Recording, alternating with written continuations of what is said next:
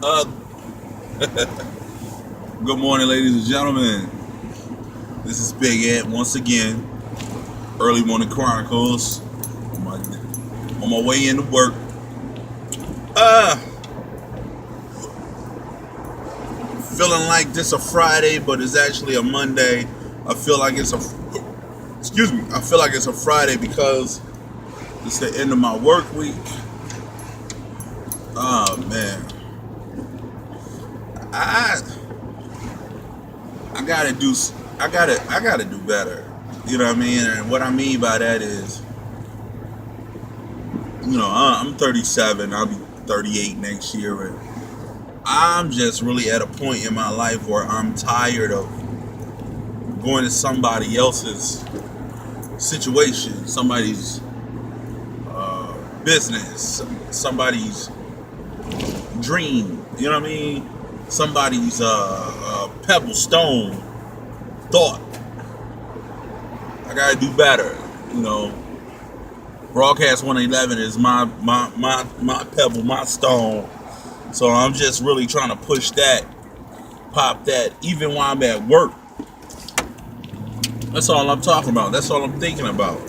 You know what I mean? Yeah, I work. I do what I'm supposed to do while I'm at work, but my concentration level will be so on what I'm trying to get accomplished, what I'm trying to do. You know, I'm trying to. I'm just trying to be able to stay in my lane, be happy, make this money the way I want to make this money. You know what I'm saying? And that's how I want to do it. You know, and every day, and I thought about this beginning of this year. And it wasn't necessarily a New Year's resolution, but it was a thought. And that thought was, I'm going to do something different this year. And I think this is something completely different than what I've been doing each year. Like even the things that I used to do, like create programs in Philadelphia and go out to the school and speak to kids and try to inspire and get them to do different stuff. All that stuff is cool and all, but I'm doing it under the umbrella of someone else. And I really feel like, you know what? I'm gonna give you a story. So, at this one job, I had creative freedom to create whatever type of program I had to bring in bodies, like young bodies, and get signatures and have them be a part of something. It was a nonprofit agency, and the purpose of the agency was to bring the community together, in harmony, touch lives in the community. So I figured what better way to do that is to do the things that the people already like doing in the community, especially the young men. So what I decided to do, I created two programs. One was called Street Connections, and what Street Connections did was I brought young men and women together under one spot. No matter what part of the city you was in, you was there. Whether it was court ordered or it wasn't court ordered, you was there. With who? With older adults, police, probation, all these people. The purpose of me doing that was to establish the fact that even though you may have some type of form of issue in the street or whatever, we still can build and connect, and we can go forward, with an understanding of whatever our issues may be, and so forth. It was a great success at this agency, and after a while, I started getting a lot of flack because of how much work I was putting into it, and well, this isn't necessarily your baby, it's the agency's baby. And I'm like, damn, I created this, so it is essentially my thought, my idea, my dream, my passion. But the problem was, I was doing it under the umbrella of somebody else's dream.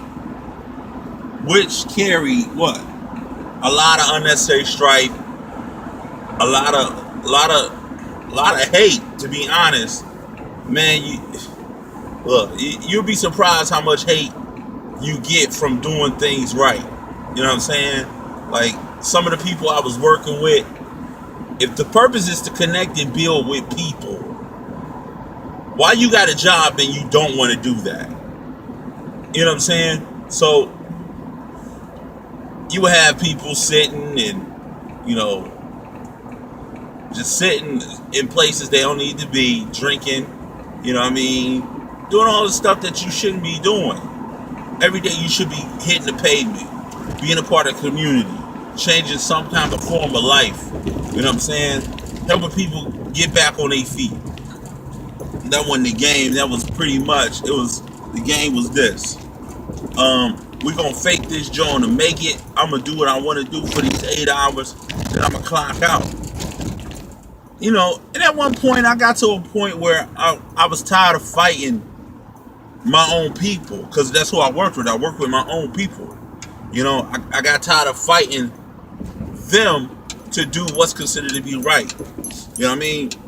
But before that, I'd be working from 9 to 10 o'clock at night, picking up people, dropping people off, talking to probation, talking to police, taking families out, you know, building relationships, talking to kids in schools, mentoring the people that I work with, you know what I mean, mentoring kids that's on my caseload, you know what I mean. These are the things that I was doing, and I'm not gonna lie, it was a couple, and I can count on my hand, thorough people that was out there hitting the pavement and doing it. But overall, as an agency, it was just too many people that wasn't doing what they needed to do. And sometimes I realize, you know, it don't necessarily start from the bottom up. It starts from the top down.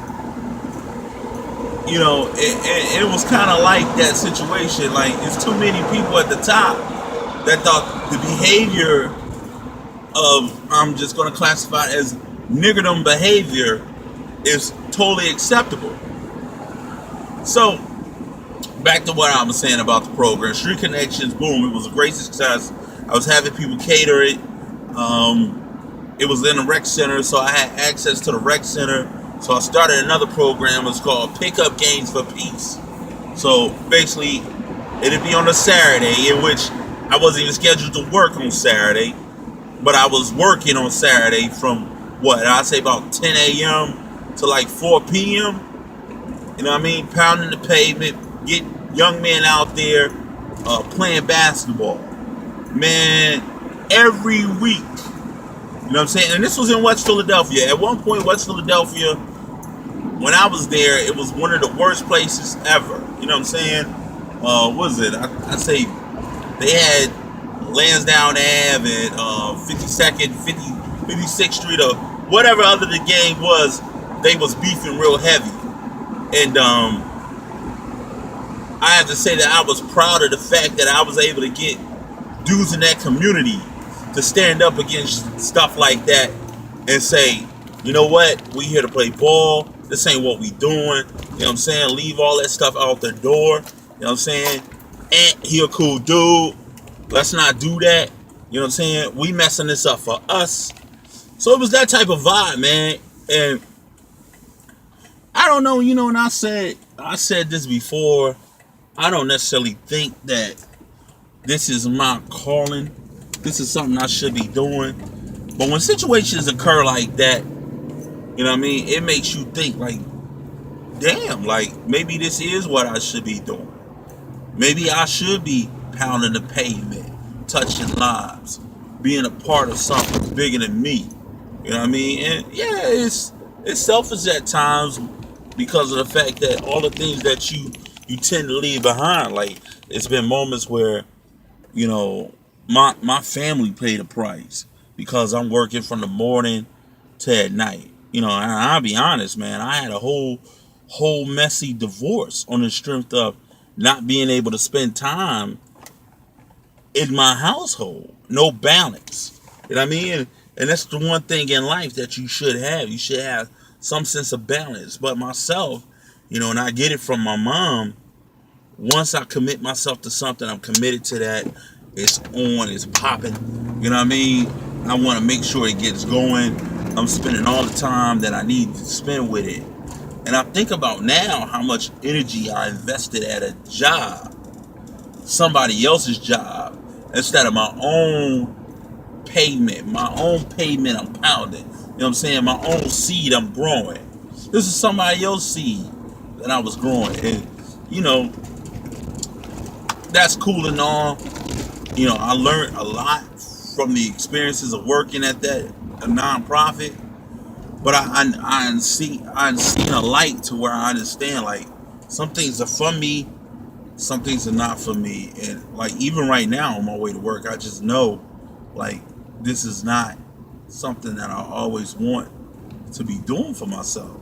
This is something that I don't want to teach my kids. Like, I don't want you to be a good employee. I don't want you to be employee of the month. I want you to be CEO of the month. You know what I'm saying? Innovative mind of the month. That's what I want for my kids. You know what I'm saying? And that's something that we struggle with as African Americans. We teach them time and time again to keep your head down. You know what I'm saying? Do what you need to do. What actually is that? Do what you need to do part. You know what I mean? Don't create any type of waves. Go to work, stay out the way. Stay out the way part. You know what I mean? I guess that's the sense of don't challenge the authority. You know what I'm saying? So a good employee will be considered someone who does that, who doesn't buck the system. You know what I mean? And in my life, I have to say I was always one of them kids that bucked the system in a sense. So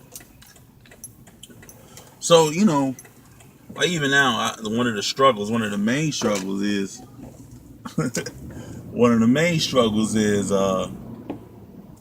I buck the system, and it's just if something's wrong, I feel strong about it and I address it. You know what I mean? But you know, I gotta figure out what's the best plan for me. Because if I'm bucking a system that doesn't necessarily work for me, I'm not getting anywhere. So I gotta figure out what's my move, what's my path, and Broadcast 111 is kind of like that platform for me to individualize my own path, my plan, my idea, where I want to go in life. So for all those who's a part of that, I appreciate you 100%. I thank you, because you could be doing anything anywhere else with somebody else, but the fact that you took time to listen to me talk, I thank you tremendously. And it's more to come. You know what I'm saying? Every day I can, I'm trying to give a shout out to my homies, Theo, Nas. I want to give a shout out to my lady, Catrice, holding me down, being a part of the vision and the goal. You know what I'm saying? It takes a lot of people, but I'm willing to ride this wave to make this thing be what it should be, because I gotta figure out what's best for these kids. I gotta figure out how I'm gonna provide for this family. I gotta figure out what legacy I want to live, what legacy I want to leave, all those things. Now, I just want it to be something that'll be beneficial for my kids. Well, it's my time to go. Early Morning Chronicles. Also, I think I'm gonna start something called midday moments, or or after work, after hour thoughts, or something like that. Because I know Early Morning Chronicles, you get a lot of me sitting here in the dark, talking because it's completely early in the morning. So I'm gonna see if I could possibly start popping that off. Maybe I'll do it later. I'll chime in later on. But everybody, once again, be safe. Take care of yourself. Love each other. Um, Broadcast 111. This is Big Ant. Early Morning Chronicles. Peace. Let's get it.